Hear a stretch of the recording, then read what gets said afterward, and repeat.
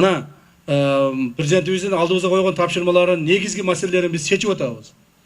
Мамлекетибиздеги уюшкан кылмыштуулукка каршы күрөштү күчөтүшүбүз керек эле, күчөттүк, жыйынтыгын берди. Бүгүнкү күндө мамлекетибизде эч кандай жанагы бандиттик топтор жок.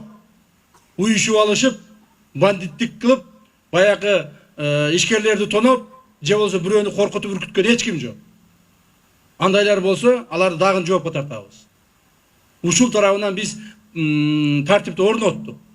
Эми негизги жумушубуз, урматтуу кызматкерлер, биз 25-26 2 жылдын ичинде Кыргыз мамлекетиндеги коррупцияны тыйышыбыз керек. Жок кылышыбыз керек. Коррупция бул эң негизги биздин душманыбыз болуш керек. Коррупция болгон жерде өнүгүү жок.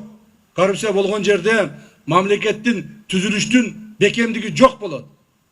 А коррупция кимдердин арасында? Мамлекеттик кызматкерлердин арасында. Ошондон ушул багытта жумушуңарды күчөткүлөгүн. Кудай буйрса 1 январь 2025 жылдан баштап коррупцияга күрөшүү боюнча мыйзамдарыбыз катаалданат. Ошол мыйзамдардын негизинде коррупцияга аягосуз күрөш жарыялап, кимде ким мамлекетке кыянатчылык кылса, баарын жоопко тартышыбыз керек.